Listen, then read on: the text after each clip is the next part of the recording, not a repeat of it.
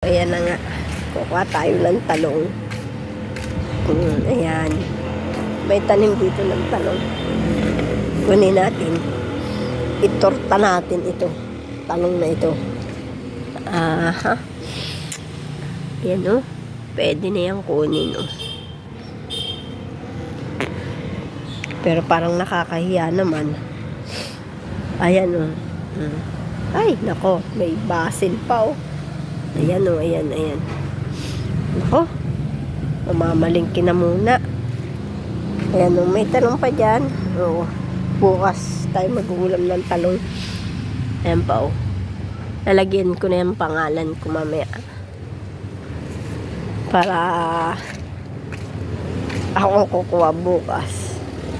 Ayan. Namamalingki na muna ako ngayon. Babay na muna.